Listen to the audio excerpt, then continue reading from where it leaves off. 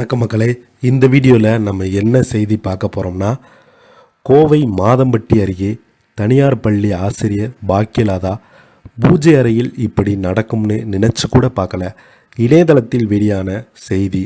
வாங்க என்ன தகவல் என்ன செய்தின்னு இந்த வீடியோவில் விரிவாக பார்க்கலாம். அதுக்கு முன்னாடி முதன்முறையாக நம்ம சேனலை ஃபஸ்ட் டைம் பார்க்குறீங்கன்னா சப்ஸ்கிரைப் பண்ணாதவங்களாம் சப்ஸ்கிரைப் பண்ணிக்கோங்க. பெல் பட்டன் சிம்பல் அமைக்கி நம்ம சேனலோட நோட்டிஃபிகேஷனை எனபிள் பண்ணிக்கோங்க. நாங்கள் போடுற வீடியோ எல்லாமே உங்களுக்கு உடனுக்குடனே வந்து சேரும்.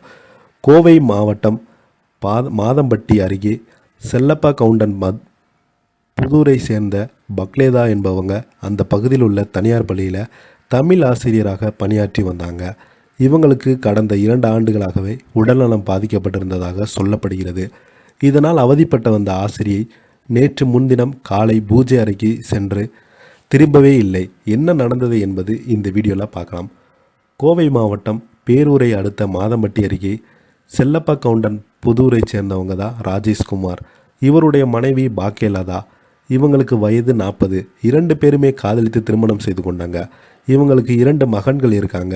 பாக்கியலதா கோவை தீத்தியாம்பாளையத்தில் உள்ள தனியார் பள்ளியில் 4 ஆண்டுகளாக தமிழ் ஆசிரியராக வேலை செய்து வந்தாங்க.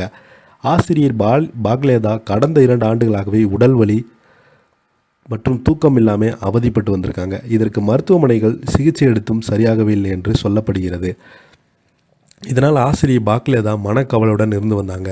நேற்று முன்தினம் இரவு வீட்டில் அனைவருமே சாப்பிட்டு விட்டு தூங்க சென்றிருக்காங்க. அதிகாலையில் ராஜேஷ்குமார் எழுந்து பார்த்தபோது மனைவியை காணலை.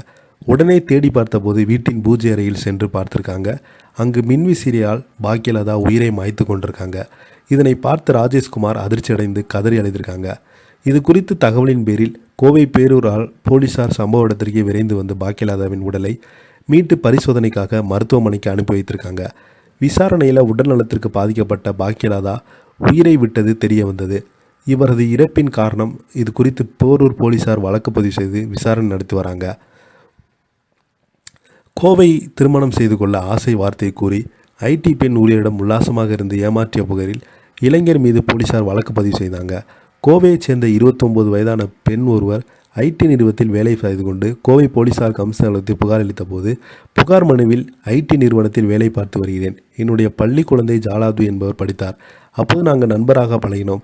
பின்பு 2002ஆம் ஆண்டு மீண்டும் எங்களுக்கு பழக்கம் ஏற்பட்டது. அதே போல் அவர் காதலிப்பதாக தெரிவித்தது.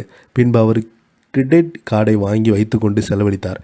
மேலும் நாங்கள் 2 பேருமே பல்வேறு இடங்கள் ஒன்றாக சென்றோம். அப்போது அவர் சென்னை திருமணம் செய்து கொள்வதாக ஆசை வார்த்தை பலமுறை உல்லாசம் அனுபவித்தார். அதன் பிறகு அவர் என்னை திருமணம் செய்ய மறுத்துவிட்டார். இது தொடர்பாக நான் அவருடைய வீட்டுக்கு சென்று கேட்டபோது என்னுடைய மிரட்டியனுடன் தாக்கினார். திருமணமாக செய்து கொள்ள ஆசை வார்த்தை கூறி அனுபவித்துவிட்டு ஏமாற்றின் மீது நடவடிக்கை எடுக்க வேண்டும் என்று அந்த புகாரின் ஜலாப்தீன் மீது கோவை மாநகர மகளிர் போலீசார் வழக்கு பதிவு செய்து விசாரணை நடத்தி வராங்க. இதை பற்றி நீங்கள் என்ன கீழே உள்ள கமெண்ட் பாக்ஸில் மறக்காமல் பதிவிடுங்க. இந்த வீடியோ உங்களுக்கு பிடிச்சிருந்தால் லைக் பண்ணுங்கள், ஷேர் பண்ணுங்கள். நன்றி, வணக்கம்.